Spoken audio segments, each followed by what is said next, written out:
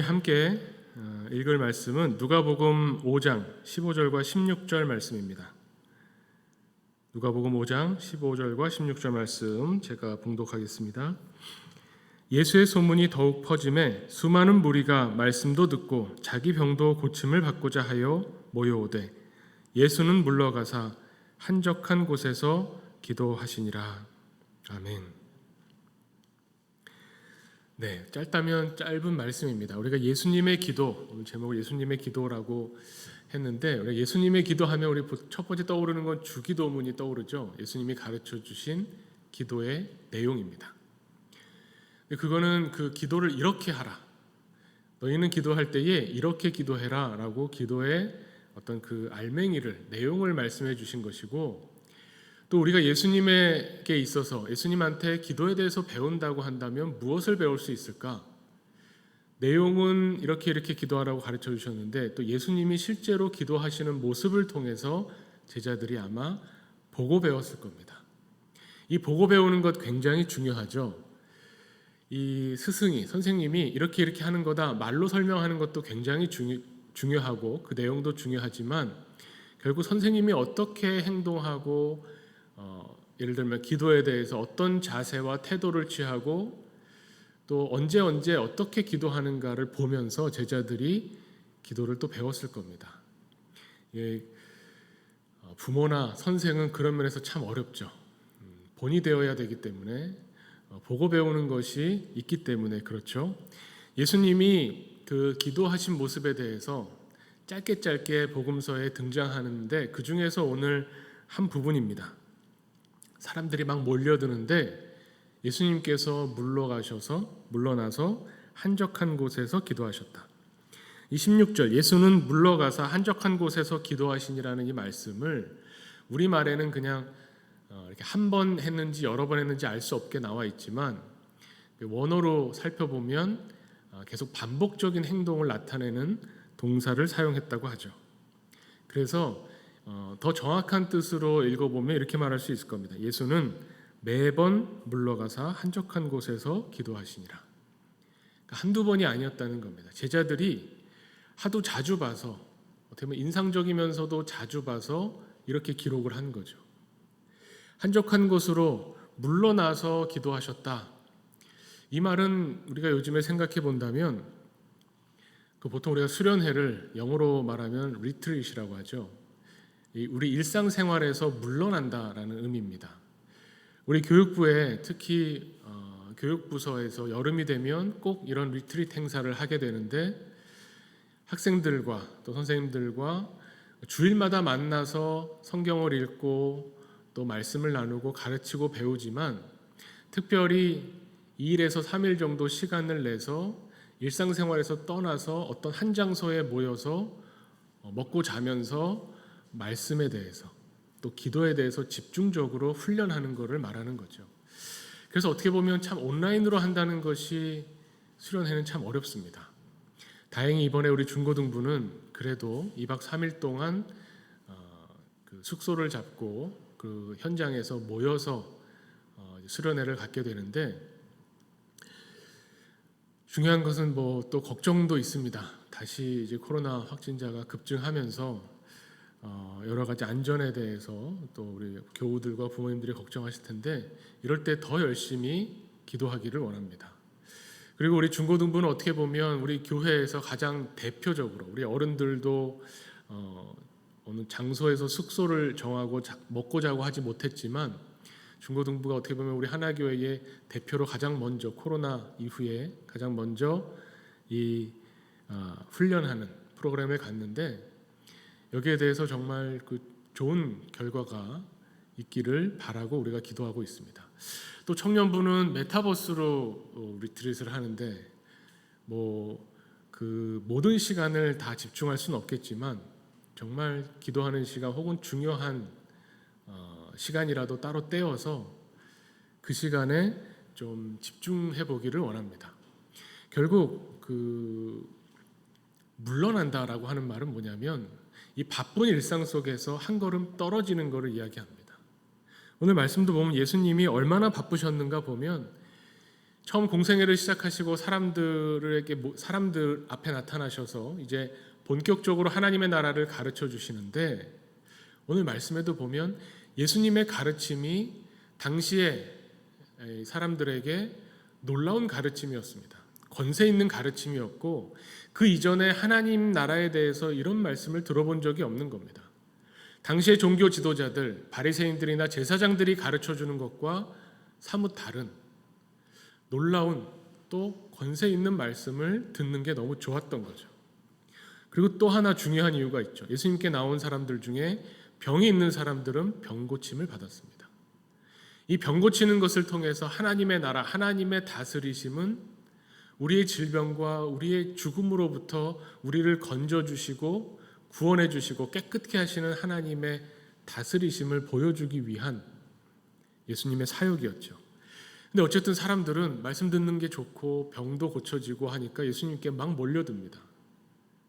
근데 많은 사람들을 상대한, 예수님은 한 분인데 몰려드는 사람들은 많죠.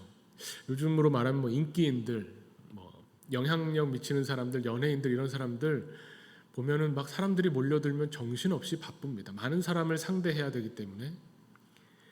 그런데 예수님은 그 상황에 이끌려가지 않으셨다는 겁니다.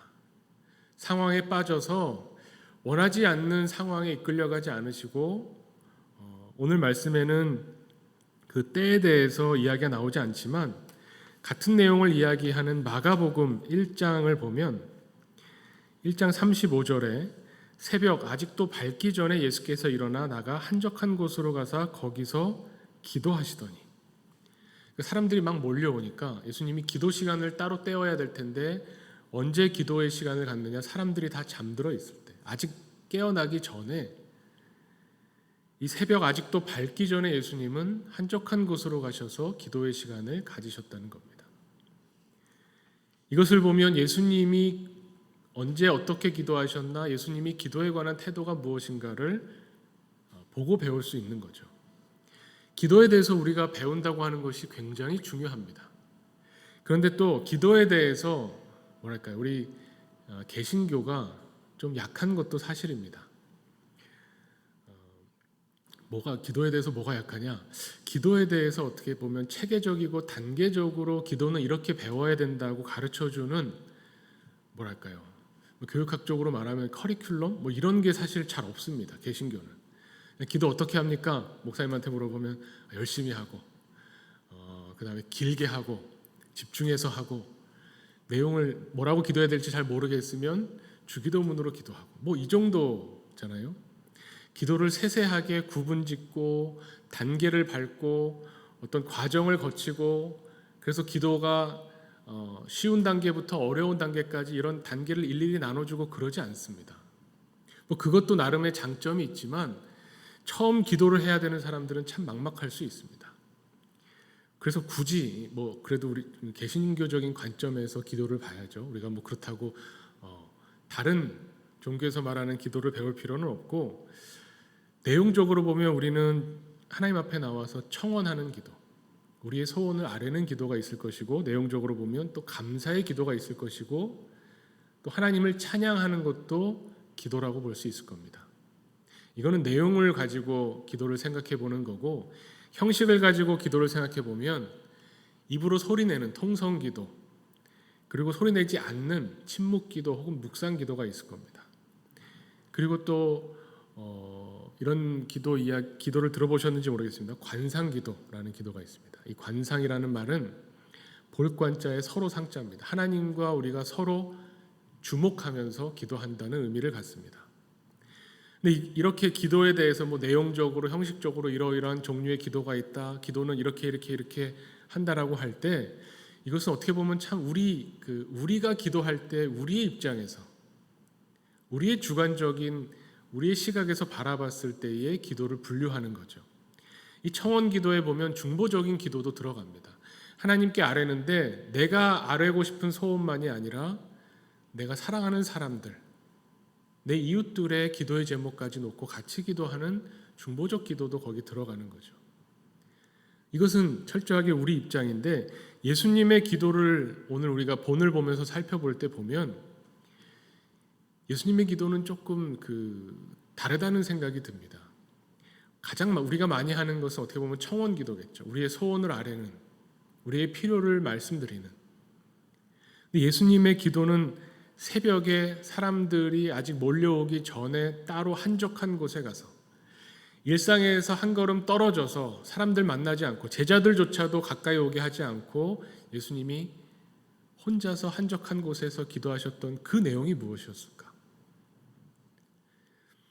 우리 입장에서 보면 청원 기도라고 생각하면 예수님이 제자들도 못 오게 하고 기도하실 때에 하나님, 오늘 하루도 많은 사람들이 저에게 올 텐데 이 사람들을 어떻게 고쳐야 되고 어떻게 말씀을 전해야 되고 병든 사람을 고칠 수 있는 권능을 저에게 주시고 뭐 그러셨을까요? 그러지는 않았을 것 같습니다.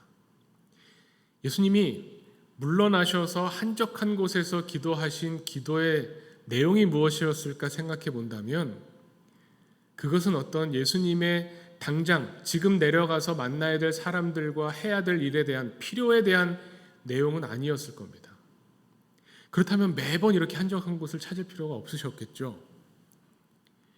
예수님이 이렇게 한적한 곳에서 홀로 기도하셔야 했던 이유는 그렇다면 하나님과의 교제라고 볼 수 있을 겁니다. 그리고 무엇보다도 여기에 우선순위를 두셨다는 것을 볼 수 있죠.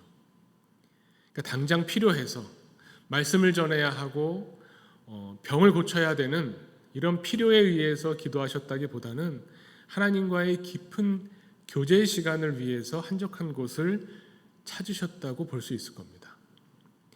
제가 아까 마가복음 말씀드렸는데 마가복음에서 보면 많은 사람들이 찾아오는, 제가 근거 없이 말씀드리는 것이 아니고요, 오늘 만나는 사람들에게 어떻게 말씀 전해야 됩니까? 이런 내용이 아니었을 거라고 생각하는 게 아까 1장 35절 이후에 36절에 보면 시몬 및 그와 함께한 자들이 예수의 뒤를 따라가서 만나서 이르되, 이렇게 말하는 겁니다. 모든 사람이 주를 찾나이다. 주님 왜 이렇게 기도를 오래 하십니까? 빨리 와서, 모든 사람들이 지금 주님을 찾고 있으니까 이 병든 사람들 빨리 고쳐주시고 들어보지 못했던 놀라운 가르침, 그 말씀을 좀 빨리 해주십시오라고 제자들이 와서 예수님을 재촉하는 겁니다.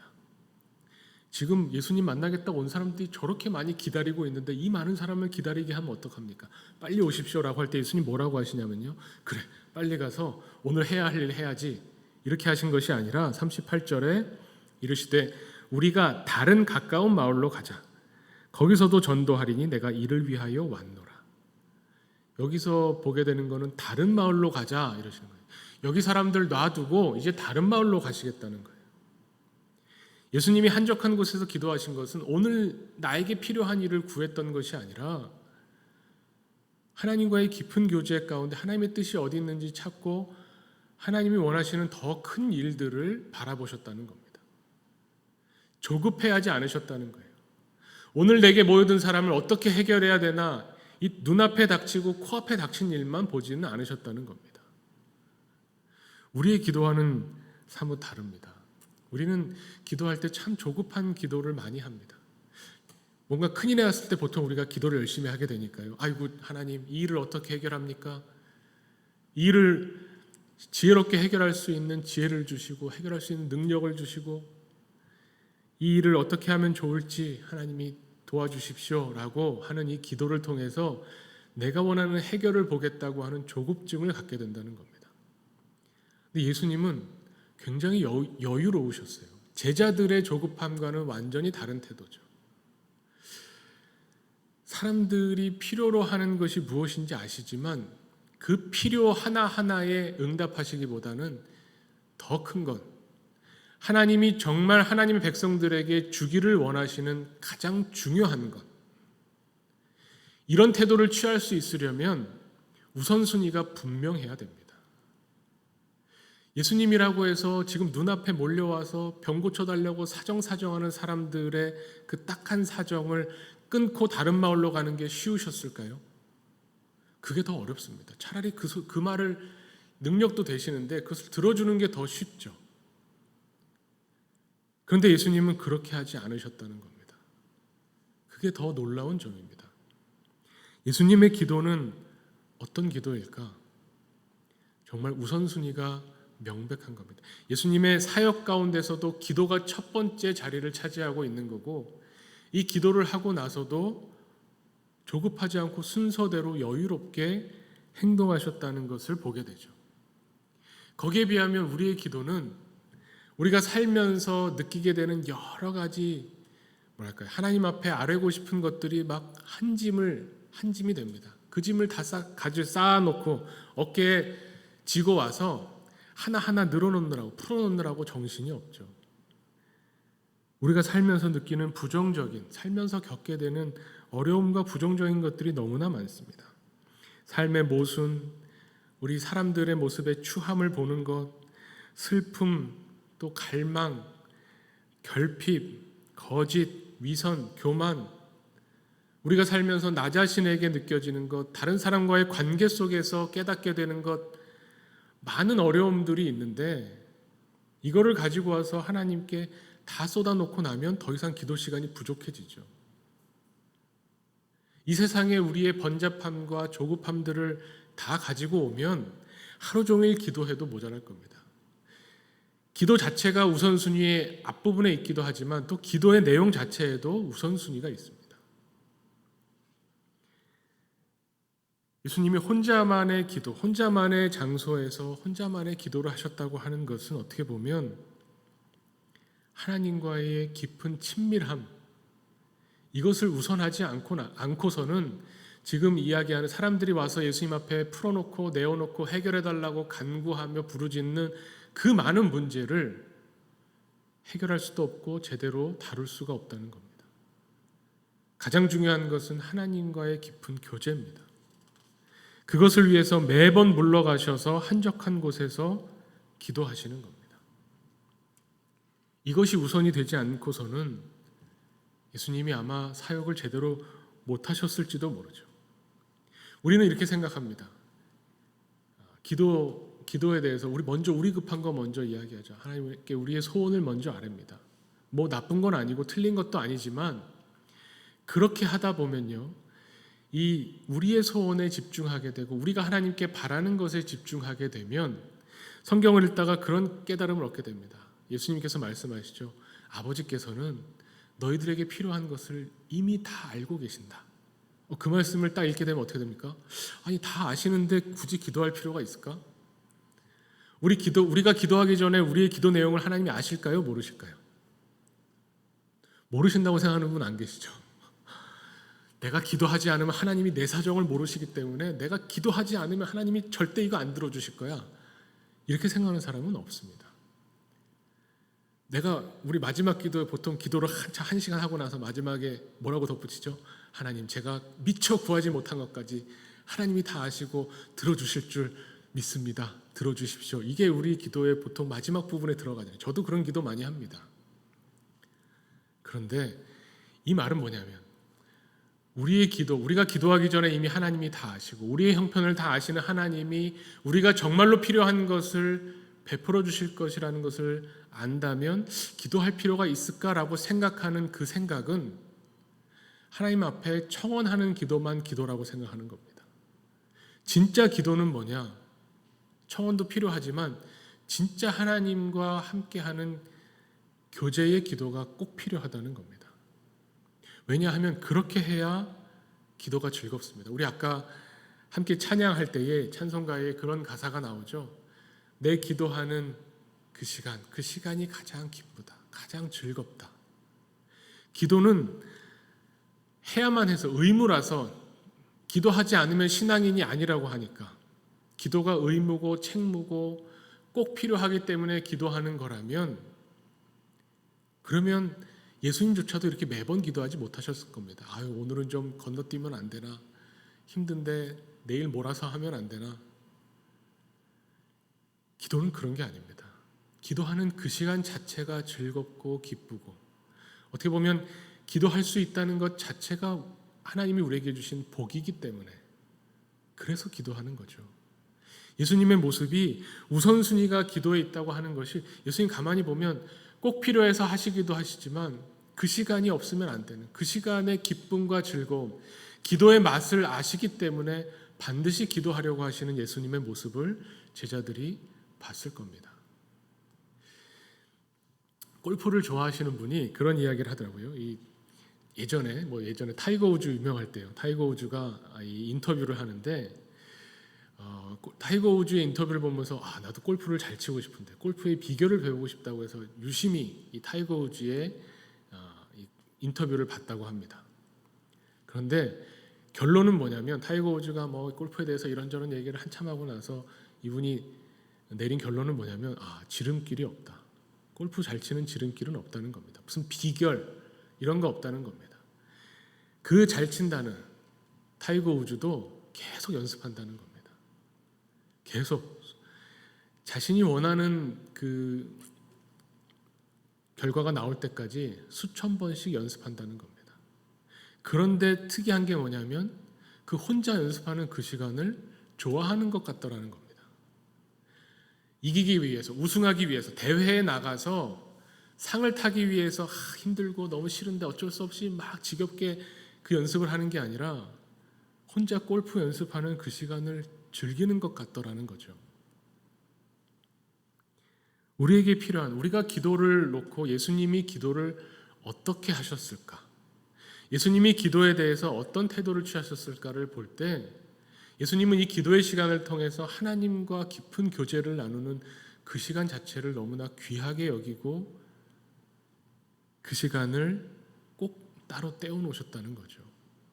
그만큼 그 기도의 시간을 귀하고 좋아하셨다는 것. 우리는 과연 그런가? 만약에 골프 이야기를 우리로 이야기한다면 어떻게 될까요? 주일 예배 때 대표 기도를 할 때 대표 기도가 정해지면 그 대표 기도를 위해서 혼자 기도하는데 그 대표 기도 시간보다 혼자 기도하는 시간이 훨씬 좋다. 이거 핑계대고 열심히 기도할 수 있어서 좋다라고 한다면 얼마나 좋겠습니까? 잠깐 사람들 앞에서 공적으로 기도하는 그 기도를 위해서 더 많은 시간을 혼자서 한적하게 아무도 없는 곳에서 혼자 하나님과 관계 맺는 기도를 한다는 것. 이것이 중요한 거죠. 저는 이 골프 이야기를 들으면서 그 생각을 했습니다. 저도 어떻게 보면 물론 수요 예배도 있지만 주일 예배 때 말씀을 전하잖아요. 설교라는 형태로 말씀을 전하는데 30분, 25분, 30분 전하죠. 근데 말씀을 전할 때도 물론 은혜가 있고 좋습니다. 저 자신에게도. 근데 말씀을 준비할 때가 사실 더 좋아요. 말씀을 준비하는 시간을 저는 사실 굉장히 길게 갖는 편인데 지난번에 우리 김희석 선교사님이 특강하실 때 마지막 부분에 어떻게 보면 유머로 말씀하신 거 기억나시죠? 어떤 목사님이 설교를 하시는데 너무 준비를 안 하는 것처럼 보여서 재직회에서 목사님 설교 준비 어떻게 하시나요? 그랬더니 집에서 교회 오는 중에 다 합니다. 주일 아침에. 그래서 집을 1시간 넘는 거리로 옮겨드렸다는 이야기를 하셨잖아요. 그런데 그 설교 자체보다도 설교를 준비하는 시간이 사실은 더 좋은 것 같습니다.